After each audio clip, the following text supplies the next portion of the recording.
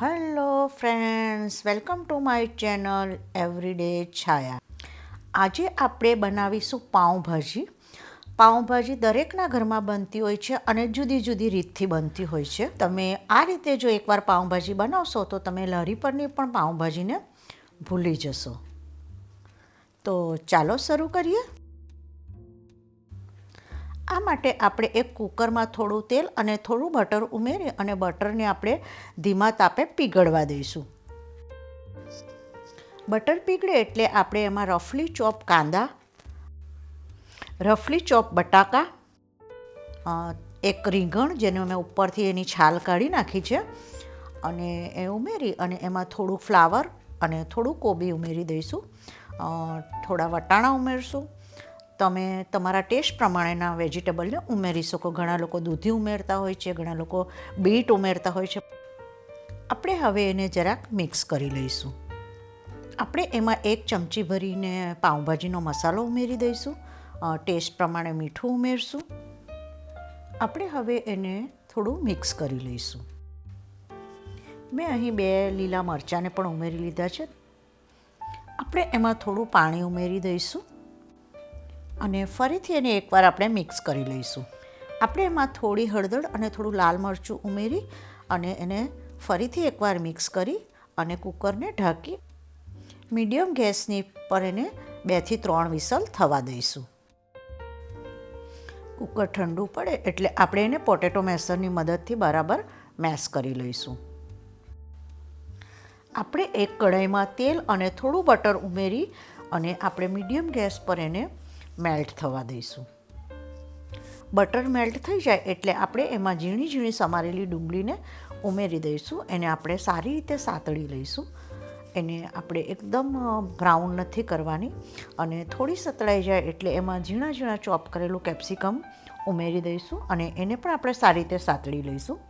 હવે આપણે એમાં થોડું ગ્રેટ કરેલું આદું ઉમેરી દઈશું અને આપણે સારી રીતે એને સાતળતા રહીશું.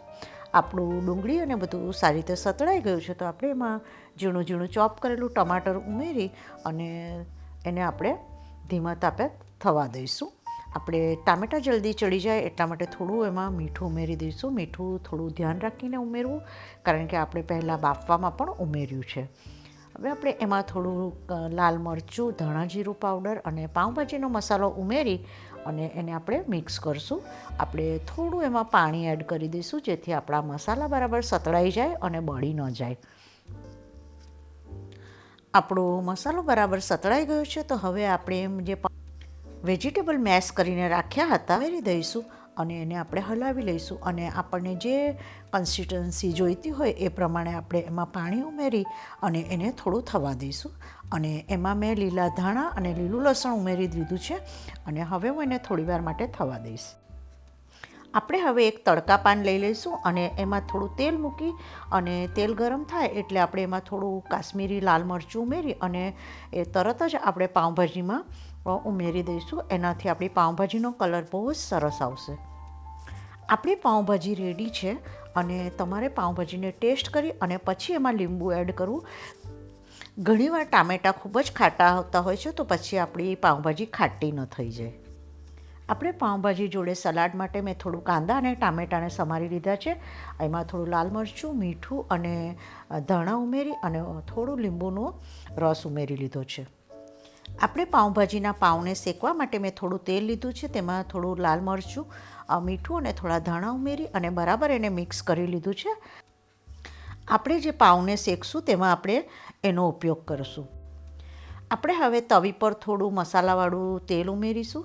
એના પર આપણે પાઉંને મૂકી દઈશું અને આપણે એને સારી રીતે થોડા ક્રિસ્પી થાય એવી રીતે એને આપણે શેકી લઈશું.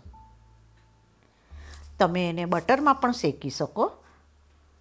તો આપણી પાઉંભાજી સર્વ કરવા માટે રેડી છે. તમે ભાજી પર થોડું બટર મૂકી અને તળેલા પાપડ, કચુંબર અને શેકેલા પાઉં સાથે એને એન્જોય કરી શકો. Thank you for watching my channel. અને જો તમને મારી રેસીપીઓ ગમતી હોય તો પ્લીઝ સબસ્ક્રાઈબ માય ચેનલ.